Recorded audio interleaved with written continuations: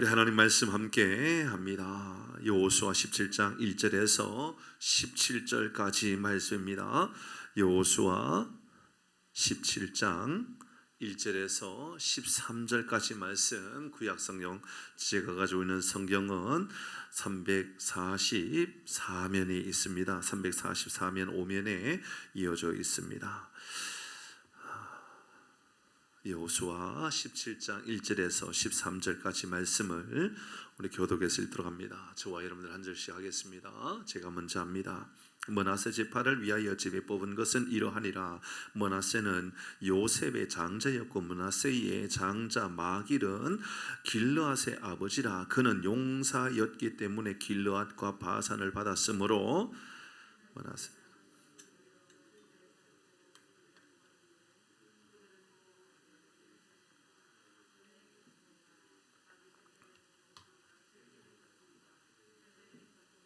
습니다. 이 자손과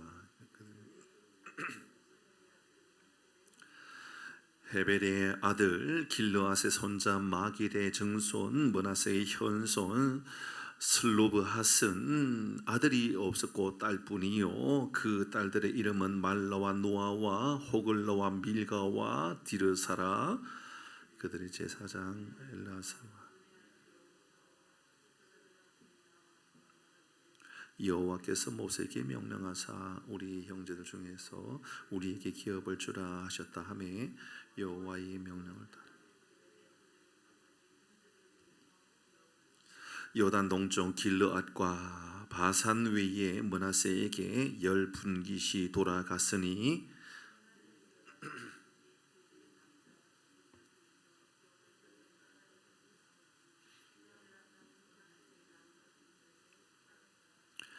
므낫세의 경계는 아세레스부터 세겜 앞 믹므닷까지이며 그 오른쪽으로 가서 엔다부아 주민의 경계에 일어나니 다부아 땅은 므낫세에게 속하였으되 므낫세의 경계에 있는 다부아는 에브라임 조상.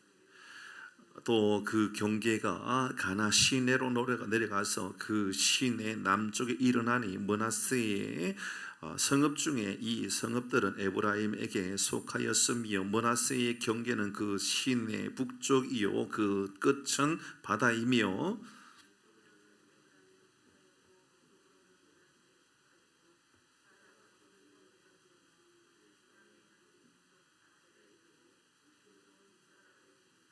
이사갈과 아셀에도 므낫세의 소유가 있으니 곧 벳스안과 그 마을들과 이블라임과 그 마을들과 돌의 주민과 그 마을들이요 또 엔돌 주민과 그 마을들과 다낙 주민과 그 마을들과 머깃도 주민과 그 마을들 세 언덕 지역이라. 12절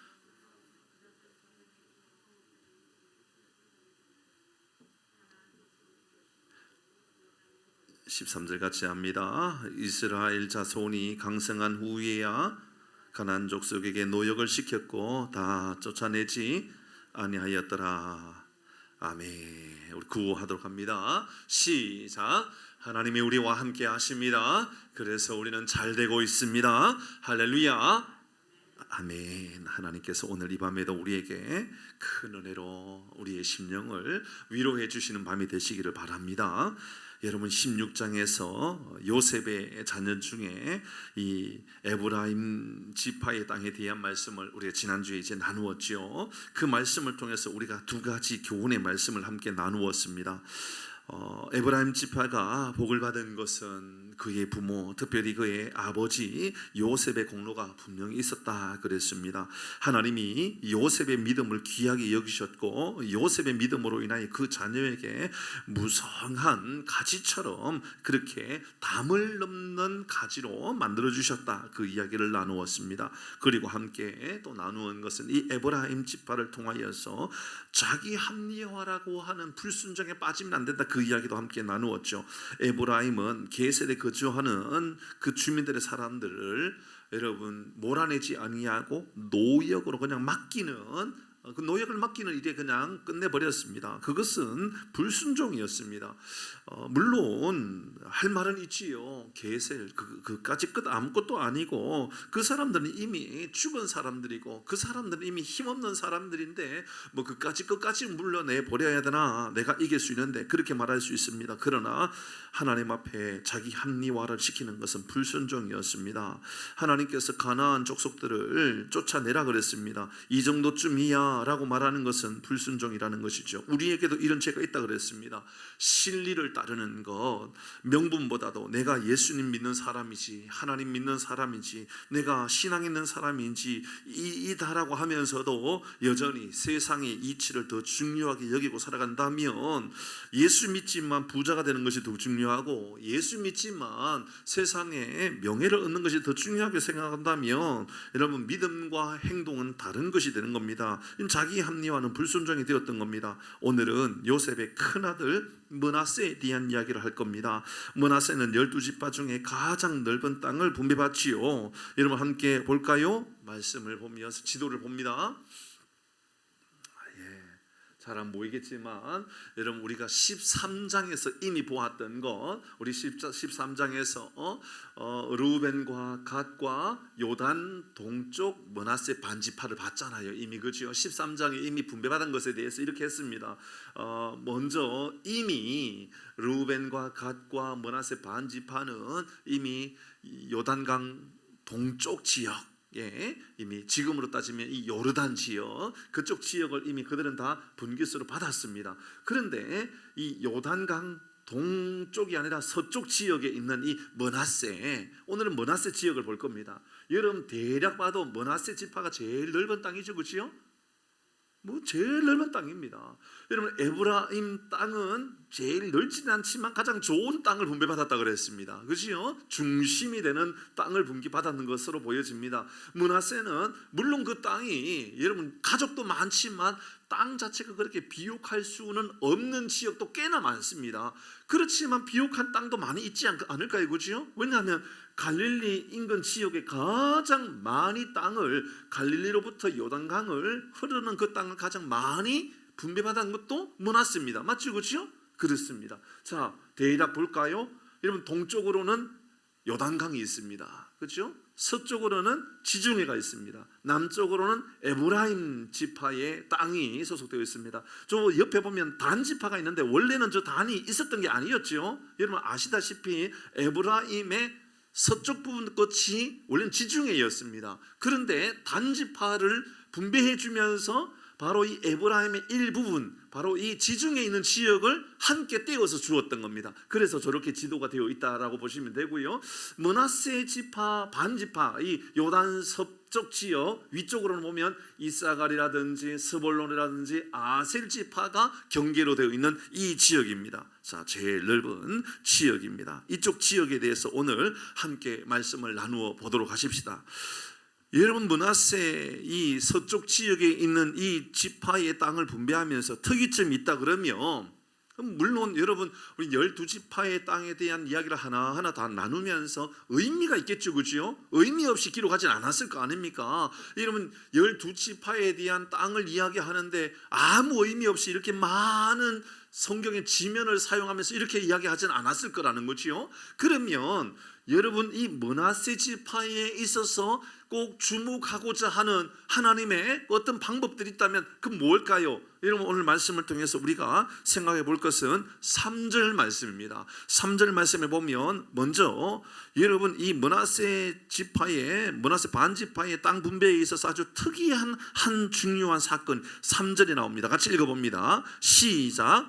헤벨의 아들 길르앗의 손자 마길의 정손 므낫세의 현손 슬로보앗은 아들이 없고 딸뿐이요. 자, 슬로보앗이라는 사람이 있었는데 딸만 있다, 아들은 없다. 근데 딸이 몇 명입니까? 그 딸의 이름은 말라와 노아와 호글라와 밀가와 디르사. 몇 명이에요?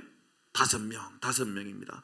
그에게 아들이 없었습니다. 딸만 있었습니다. 그런데 이 슬로보앗의 딸들만 두고 이 광야에서, 이 슬로보앗은 딸들만 두고 광야에서 이미 죽어버렸습니다. 그리고 슬로보앗의 딸들은 하나님께서 모세를 통하여 말씀하셨던 것처럼 그 근거를 가지고 우리에게도 땅을 달라라고 이야기합니다. 이 이야기는 매우 중요한 이야기입니다. 자, 그 이야기가 기록되어 있던 민수기의 말씀을 보도록 하십시다. 민수기 27장 1절에서 11절 말씀인데요. 그럼 저와 여러분들 한 절씩 이 이야기, 슬로보아스의 딸들에 대한 이야기가 구체적으로 기록되어 있었던 민수기의 말씀, 저와 여러분 한 절씩 교독해서 있습니다. 요셉의 아들 므낫세의 종족들에게 므낫세의 현손 마길의 증손 길르앗의 현손, 조금 전에 읽었던 말씀과 같습니다. 그렇죠? 그 이야기입니다. 현손 헤벨의 아들 슬로보아스의 딸들이 찾아왔으니, 여러분 이제 이 슬로보아스이 죽고 딸들이 찾아왔던 겁니다. 그의 딸들의 이름은 말라와 노아와 호골라와 밀가와 디르사라. 같이 2절입니다. 시작.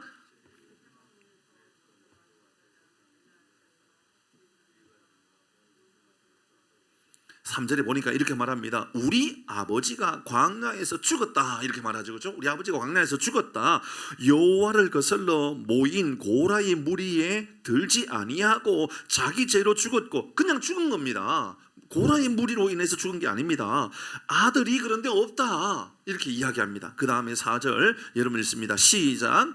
어찌하여 아들이 없다고?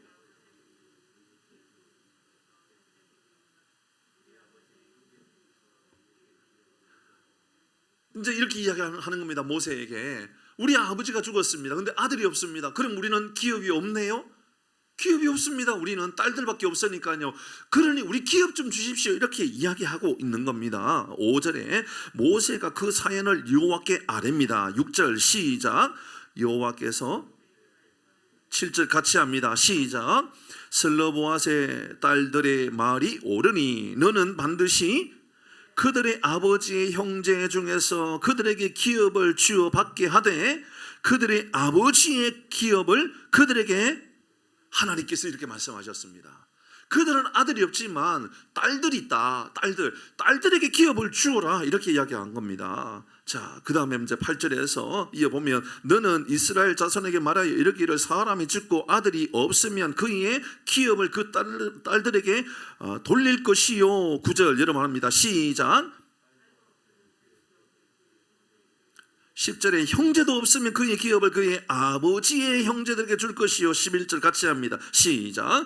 그의 기업을 가장 가까운 친족에게 주어 받게 할 것이니라 하고 나 여호와가 너 모세에게 명령한 대로 이스라엘 자손에게 판결의 규례가 되게 할지니라. 아멘. 자, 여러분 이 말씀을 보니까 여호수아가 하나님께서 그들에게 가나안 전쟁에 참석하지 않았기 때문에 기업을 가질 수 없다, 이렇게 말하지 않았다는 거예요. 여러분 이 말씀 매우 중요하지 않습니까? 잘 생각해 보십시다. 여러분 슬로보아스는 전쟁에 참석하지 않았던 겁니다. 광야에서 죽었으니까 이 가나안에 들어와 가지고 가나안 땅에서 전쟁을 하지 않았던 겁니다. 그렇다고 딸들이 전쟁한 것도 아니잖아요. 그런데 하나님은 그들에게 먹고 살 수 있도록 기업을 주는 것이 합당하다라고 말씀한 겁니다.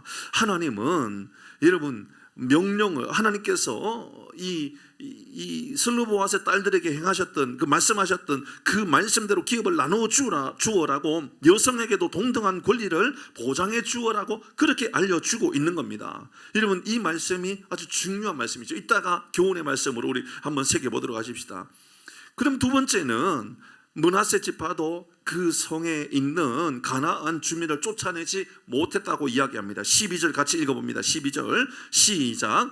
그러나 므낫세 자손이 그 성읍들의 주민을 쫓아내지 못하매 가나안 족속이 결심하고 그 땅에 거주하였더라. 13절의 말씀을 보니까 이스라엘 자손이 강성한 후에야 가나안 족속에게 노역을 시켰고 다 쫓아내지 아니했다. 자, 이 말씀입니다.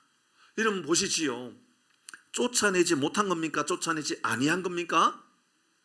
쫓아내지 못한 겁니다. 이 말은 의미가 있지요. 13절에 보니까는 이스라엘 자손이 강성한 후에야, 그러니까는 여러분이 힘대결을 할 때에 가나안에 있었던 므낫세의 자손들은 그 성읍에 있었던 사람들과 싸우면 여러분 싸움을 할 때에는 객관적으로 보면 이길 수 있다 없다? 없다라는 겁니다. 싸울 수 있는 그런 환경이 아닌 거예요. 그러니까 주민을 쫓아내지 못한 게 맞습니다. 왜 전쟁에서 쫓아내지 못했을까요? 그것은 무기 때문이었습니다. 당시에 이미 여러분 이 이스라엘 백성들은 들고 나가는 무기라고 해봤자 막대기, 돌, 이런 거 들고 전쟁했을 때였거든요. 그런데 당시에 가나안 사람들은 무기가 달랐습니다. 어떤 무기였을까요? 여러분 16절 말씀을 보도록 할까요? 일부분의 말씀입니다. 16절 다음 주에 읽을 말씀인데요. 그 부분 같이 봅니다. 시작. 모든 가나안 족속에는 다 철병가가 있나이다 하니 18절에도 있습니다. 시작. 가나안 족속이 비록 내가 능히 그를 자 일단 객관적인 무기를 보십시다. 여러분 가나안의 사람들이 지금 어떤 무기를 가지고 있다고요? 철병거를 가지고 있다라고 이야기하고 있습니다. 그들은요 무기가 이스라엘 사람들은 무기하고 달랐던 거예요. 여러분 이스라엘 사람들은 돌 들고 나무 들고 전쟁하러 가고 있을 때에 여러분 가나안 사람들은 이미 칼을 들고 있었던 겁니다. 여러분 나무 막대기하고 칼하고 전쟁을 하면 객관적으로 누가 이길까요? 당연히 칼이 이기죠. 여러분 칼 가지고 나무 가지고 싸우는데 누가 이기는 거 전쟁 하나만 하지요. 이미 이스라엘 백성들하고는요 그들과 상대가 안 되는 무기를 가지고 있었던 겁니다. 여러분 이게 일반적인 상황의 이야기 아닐까요? 이것이 일반적인 세상과 우리의 이야기가 될 수 있는 겁니다. 므낫세 지파는 가나안 사람들이 들고 있는 칼이 실제로 무서웠던 겁니다. 실제로 그들이 들고 있었던 칼과 우리가 들고 있는 나무 막대기 가지고 전쟁한다는 것은 객관적으로 안 된다라고 생각했던 것이지요.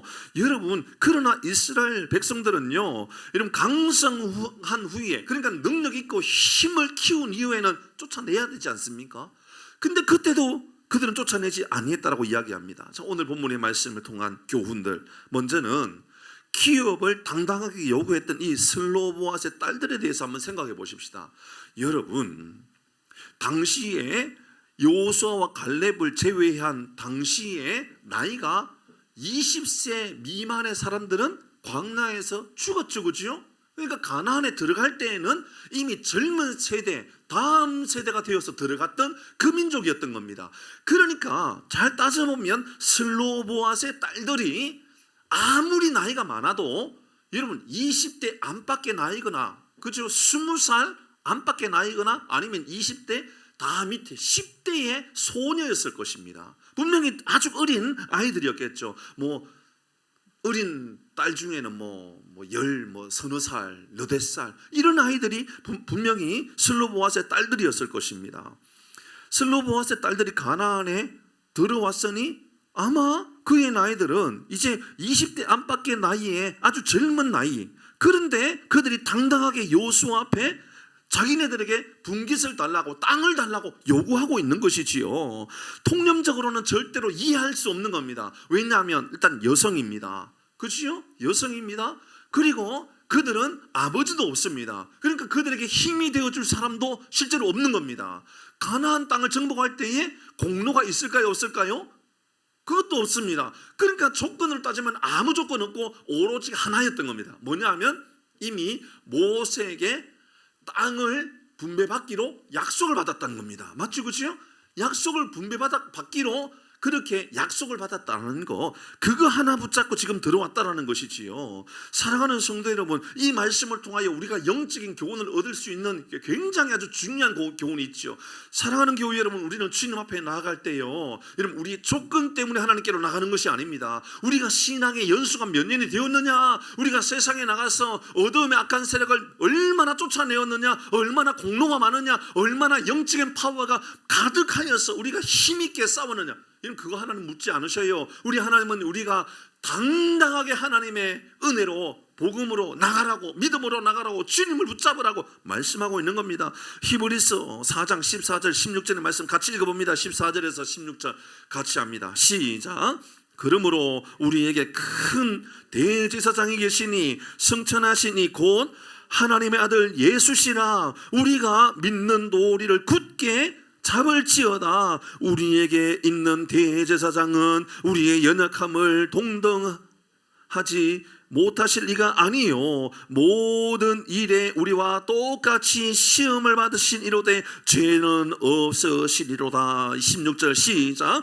그러므로 우리가 긍휼하심을 받고 때를 따라 돕는 은혜를 얻기 위하여 은혜의 보좌 앞에 어떻게 나간다고요? 담대히 나가는 거예요. 이런 교회 나올 때에, 예배 자리로 나올 때에 고개를 숙이고 평생 죄인인 것처럼 기도할 때도 주님 내가 죄인입니다. 죄인입니다. 주님 내가 못해요. 하나님 나는요 어리석어요. 나는 하나님을 위해서 아무것도 한 것도 없고요. 아무런 능력도 없고요. 아무런 힘도 없고요.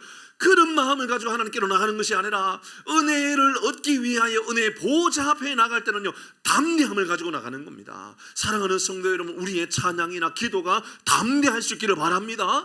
이런 믿음의 고백은요 이런 좀 담대함이 있어야 되는 거예요. 여러분, 슬로보아스의 딸들이 가장 큰 강력한 힘은요 뭐냐 하면 약속을 믿고 담대함으로 하나님께로 나갔던 겁니다. 그의 나이 때문도 아니요 그의 공로 때문도 아니었던 겁니다. 하나님께로 나가는 것은 바로 그런 겁니다. 사랑하는 교회 여러분, 하나님 앞에 나갈 때에 우리는 이런 담대한 믿음을 가지고 가장 좋은 것으로 복을 주신 하나님의 은혜를 기대하면서 주 앞에 나갈 수 있기를 주의 이름으로 축복합니다. 그래서 우리는요 우리의 기도가 당당해야 돼요. 찬양도 당당해야 되고요, 예배도 당당해야 되고요, 전도 현장도 당당해야 돼요. 왜냐하면 우리는 은혜의 보호자로 주님 앞에 나왔던 겁니다. 여러분, 큰 대제사장 되시는 우리 주님께서 우리의 모든 죄의 문제를 다 해결해 주셨지 않았습니까? 여러분, 우리 주님께서 우리에게 은혜를 베풀어 주셔서 가장 좋은 것으로 만족해 주시는 그분이 바로 우리 하나님이신 줄 믿으시기를 바랍니다. 그렇습니다. 우리의 하나님의 나라는 우리는요 여러분 쩔쩔매면서 하나님의 나라를 얻게 된 사람들이 아닙니다. 여러분, 겨우 하나님의 나라를 소유한 사람들이 아니요 우리는요 하나님의 나라를 얻었는데요 만족하리만큼 위대한 하나님의 나라를 얻은 사람들이다, 그 이야기입니다. 그러므로 사랑하는 성도 여러분, 우리가 먼저 이 슬로보아스의 딸들을 통하여 마음에 고백해야 될 중요한 교훈이 있다면 하나님 앞에 나갈 때에 약속을 붙잡고 담대하게 나가야 되겠다, 이런 믿음의 고백이 우리 가운데 먼저 있기를 바랍니다. 두 번째는요, 하나님은 여전히 공평하시고 가장 좋은 것으로 우리에게 역사해 주시는 분이십니다. 당시 여성은 기업을 주장할 권리가 실제로 없었습니다. 여러분, 그냥 하나님께서 고아와 과부와 객에 대하여 하나님께서 주실 양식이 있으면 그것으로 만족하고 살아갔던 것이 바로 당시의 여성이었습니다. 당시 여성은 대부분 남성의 소유물로 생각했었습니다. 차별이 일상화되어 있었습니다. 슬로보아스의 딸들이 기업이 주어지지 않는 것은 여러분 충분히 공감할 수 있는 겁니다. 그런데 기업이 주어졌지요? 이건 전적인 하나님의 은혜입니다. 받을 만한 조건이 있어서가 아닙니다. 그들이요 여성인가 아내가 중요한 게 아니에요. 그들이 가나안 정복에 어떤 대단한 노력, 수고를 했느냐 안 했느냐, 그게 중요한 게 아니에요. 여러분, 우리 주님께서 여성들에 대하여 특별한 관심을 가지고 있었다는 거 여러분 기억하시길 바랍니다. 오늘 본문에서 하나님은 여성에게 대하여 차별하지 아니하고 도리어 보호하시고 공평하게 그들에게 기업을 나누어 주으라고, 땅을 나누어 주라고, 그들이 먹고 살 수 있는 지역을 만들어 주으라고 이야기하고 있지요. 고아를 돌아보시는 하나님께서, 과부를 돌아보시는 하나님께서 전적인 은혜로 슬로보아스의 딸들에 대하여 먹고 마시고 거주할 수 있는 땅에 대하여 공평하게 주고 계시지요. 에베소서 1장 5절에서 7절의 말씀에 보면 그의 기쁘신 뜻대로 우리를 예정하사 예수 그리스도로 말미암아 자기의 아들들이 되게 하셨으니, 자기의 아들입니까? 아들들입니까? 아들들입니다. 우리 모두가 다 하나님의 아들들이 되었다, 그 말 아닙니까? 6절 같이 합니다. 시작. 이는 그가 사랑하시는 자 안에서 우리에게 거저주시는 바 그의 은혜의 영광을 찬송하게 하려 하시는 거 하십니다. 자, 7절입니다. 시작. 우리는 그리스도 안에서 그의 은혜의 풍성함을 따라 그의 피로 말미암아 속량 곧 죄 사함을 받았느니라. 아멘. 여러분, 우리에게는요 은혜가 풍성하게 주어졌습니다. 여러분, 이곳에 계시는 우리 사랑하는 교회 여러분, 피곤하고 힘드시지요? 오늘 이 밤에도 내가 얼마나 피곤한 몸을 가지고 이 밤에도 나왔는지 몰라, 그런 마음을 가지고 있는 우리 성도들이 있을지 모릅니다. 어떤 이들은 내가 이런 수고했고, 혹은 또 내가 이런 연약함이 있고, 어떤 이들은 내가 이렇게 복음을 위하여 말씀을 위하여 열심을 다해 살았고, 또 어떤 이들은 아니야, 나는 한 것이 아무것도 없어, 그런 마음을 가지고 있는 이들이 있을 수 있습니다. 여러분, 하나님은요 분명히 공로에 대하여 충분한 보상을 해주시는 분입니다. 그러나 구원에 대하여 하나님의 백성들이 하나님의 자녀로 살 수 있도록 이런 길을 열어주시는 일에 있어서는 전적인 하나님의 은혜라고, 은혜의 풍성함이라고 이야기해 주고 있습니다. 사랑하는 성도 여러분, 이 슬로보앗의 딸들이 하나님의 은혜를 입고 땅을 분배받았다면, 그들이 어떤 공로도 없지만 그렇게 땅을 분배받았다면, 하나님께서 오늘 이 밤에 우리에게 주시는 은혜도 이러한 은혜이며, 이러한 풍성한 넘치는 은혜가 우리에게 있는 줄 믿으시기를 바랍니다. 예수님 생각해 보십시다. 예수님이 만나 주신 이들, 이런 문둥병자를 만나 주셨습니다. 문둥병자에게 여러분 손을 얹으셔서 그를 낫게 해주셨습니다. 그 문둥병자가 무슨 공로가 있었나요? 없지요, 그렇지요? 아무 공로 없지만 주님이 그를 불쌍히 여겨주시고 공평하게 대해주신 것입니다. 사랑하는 교회 여러분, 귀신 들린 여종이나 또 귀신 들린 사람을 예수님이 만나 주셨지요. 그가 특별한 어떤 공로가 있거나 수고가 있었기 때문입니까? 아니지요. 예수님께서 그를 불쌍히 여겨주신 것입니다. 긍휼히 여겨주신 것입니다. 예수님께서 창녀를 만나 주셨습니다. 그를 구원해 주셨습니다. 죄 없는 이가 먼저 돌로 쳐라, 예수님 말씀하셨습니다. 그가 무슨 수고나 노력이나 여러분 애씀이 있었습니까? 아니지요. 아무것도 없었습니다. 그러나 공평하신 주님께서, 은혜가 많으신 주님께서 그 여인조차도 하나님께서 불쌍히 여겨주셨다라는 것이지요. 그러므로 사랑하는 성도 여러분, 오늘 이 밤에 공평하신 하나님, 은혜를 베풀어 주시는 그 하나님께서 이 밤에 우리에게도 풍성한 은혜로 날마다 함께 해주시는 줄 믿으시기를 바랍니다. 무한한 은혜, 풍성한 은혜를 따라 복된 삶을 살아가는 우리 모든 교우가 좀 되었으면 좋겠습니다. 세 번째는요, 다시 우리는 가나안 주민을 쫓아내지 못했던 이 사람들에 대해서 우리 교훈의 말씀을 새겨야 될 것 같습니다. 사실 므낫세 지파는 요단강을 건넌 후에 가장 앞장서서 전쟁을 치러왔던 사람들 아닙니까? 아까 그림 봤잖아요, 지도, 그렇지요? 지도를 통해서 우리는 여러분 이 르우벤이나 가시나 므낫세 지파의 모습을 보면서 이들이 제일 먼저 앞장서서 우리가 가나안을 정복하겠다라고, 그러니까 우리가 요단강을 건너가서 전쟁을 치를 테니까 이 땅 우리에게 약속해달라고 그랬던 사람들 아닙니까? 이렇게 열심이었고 이렇게 믿음으로 담대하게 나갔던 사람들이었습니다. 철병거가 아무리 무서워도 이스라엘 백성들이 가졌던 것은 나무 막대기였지만, 나무 막대기를 그들은 의지했던 것이 아니라 만군의 여호와의 이름을 의지했던 이들이 바로 므낫세의 사람들이었습니다. 간혹 이렇게 모든 전쟁을 다한 후에 낙심하고 세상이 무서워서 교회 안에서만 그냥 가만히 있으려고 하는 경우들이 있습니다. 문제는 환경이 아니라 적군이 들고 있는 무기가 문제가 아니라 믿음이 점점 약해지는 것, 그것이 진짜 문제가 아닐까요? 진짜 한번 돌아보시기를 바랍니다. 세상이 무서운 겁니까? 우리의 믿음이 없는 게 무서운 겁니까? 이러면 강이 얼마나 깊으냐, 강이 얼마나 넓으냐, 이게 문제가 아니지 않습니까? 진짜 문제는 수영을 못하는 게 문제인 겁니다. 수영을 할 줄 알면 여러분 여기서 덕서도 수영해 갈 수 있는 거지요. 아마 수영 선수에게 여기에서 덕소에 수영해서 좀 건너가라 그런다면 못 건너가겠습니까? 이런 문제는 강이 얼마나 깊냐, 얼마나 넓으냐, 이런 게 문제가 아니었다라는 것이지요. 진짜 문제는 여러분 환경을 탓할 필요가 없는 겁니다. 다윗의 고백을 잘 들어보시기를 바랍니다. 주님은 나의 산성이시라고, 주님은 나의 반석이시라고, 내 마음에 힘이 겨워 지칠지라도 주님께서 나에게 힘이 되어 주신다고. 이런 보시지요. 이런 연약한 믿음으로 그들이 처음에는 다 쫓아내지 못했지만 힘이 생겨도 그들은 쫓아내지 않았잖아요. 그러니까 그들은 문제는 믿음이 연약한 게 문제였던 겁니다. 처음에는 믿음이 좋았지요. 점점 환경 때문에 지치고 환경 때문에 피곤하여서 믿음이 점점 약해지는 것, 꼭 우리 같지 않습니까? 처음에는 은혜를 받고 막 뭐든지 할 수 있을 것 같고 뭐든지 이룰 수 있을 것 같습니다. 처음에는 믿음의 담대함을 가지고 못할 것이 없고 정말 내가 기도하면 정말 이 옆에 있는 한강도 갈라질 수 있을 것 같은 그런 믿음의 담대함을 가지고 막 믿음으로 살아갑니다. 뭘 해도 다 될 것 같습니다. 그런데 점점 어느 순간부터 기도가 약해지고 하나님 의지하는 것이 약해지고 저 기도하는 것이 약해지고 점점 새벽 기도 나가는 것이 점점 힘들어지면서 도대체 새벽 기도는 누가 만들어가지고 나를 이렇게 힘들게 하냐고 그런 말들을 나중엔 하게 되지 않습니까? 새벽 기도는 예수님이 하셨습니다. 그래서 우리도 새벽에 우리 주님께 기도하고 있습니다. 시편의 말씀에 보니까 하나님께서 새벽에 우리를 도우시겠다고 말씀하셨습니다. 그래서 우리가 새벽에 기도하는 겁니다. 하나님이 만나를 언제 주셨죠? 새벽에 주셨습니다. 여러분 만나를 먹으려면 언제 나가는 것이지요?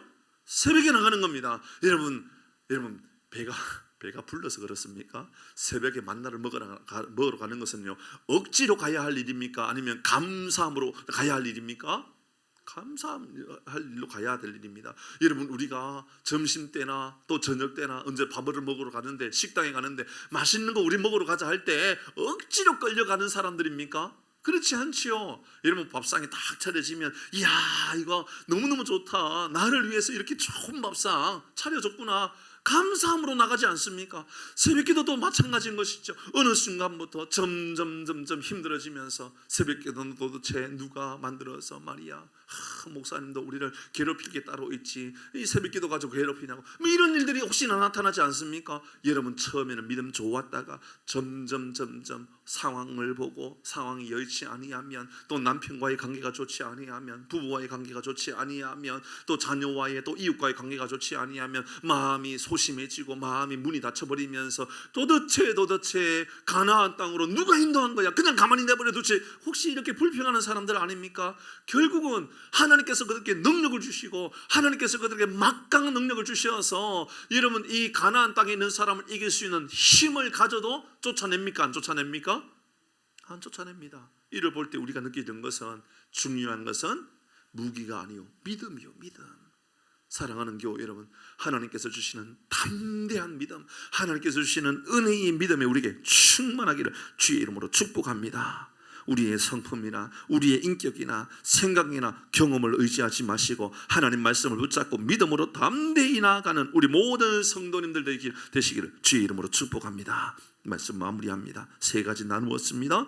하나님이 주신 믿음이란 하나님의 약속을 붙잡고 나아가는 담대함을 말하는 겁니다. 우리는 은혜의 보좌 앞에 나갈 때요 담대함으로 나갈 사람들입니다. 슬로보아스의 딸들은요 이런 믿음을 소유한 사람들이었습니다. 비록 나이도 어리고 비록 여성이었지만, 비록 그들이 대단한 공로가 없었지만 하나님께서 주신 약속이 있기 때문에 약속 붙잡고 담대하게 나갔죠. 우리도 그렇게 믿음으로 담대하게 나갈 사람들이라는 거죠. 두 번째, 하나님은 여전히 공평하신 은혜를 베풀어 주시는 분이십니다. 그들이 연약한 여성이지만, 연약한 여성보다도 연약한 소녀이었지만 그들에게 동일하게 복을 주시겠다라는 이 약속의 땅을 그들이 믿고 살아간 것이지요. 하나님의 나라의 유업이란 이런 겁니다. 차별이 없습니다. 하나님의 의는요 차별이 없습니다. 헬라인에게나 유대인에게나 종에게나 자유에게나 차별이 없다 그랬습니다.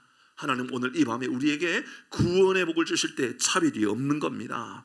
세 번째, 세상의 무기는 철병거입니다. 잘 보셔요. 세상에요 철병거를 가지고 있는, 무기를 들고 있는 사람들 얼마나 많은지 모릅니다. 이런 무기 싸움합니다. 지금 우크라이나도 지금 무기 싸움하고 있죠, 그렇죠? 러시아가 핵을 쏘니 많이 그런 이야기하고 있고, 북한에도 지금 무기 가지고 장난치고 있습니다. 여러분 세상에 막강한 이런 강력한 힘을 가지고 있는 그 나라들은 우리가 무슨 무기를 가지고 있다, 우리가 핵무기를 가지고 있다, 우리는 이만큼 대단한 무기를 가지고 있다, 그렇게 싸우고 있지요.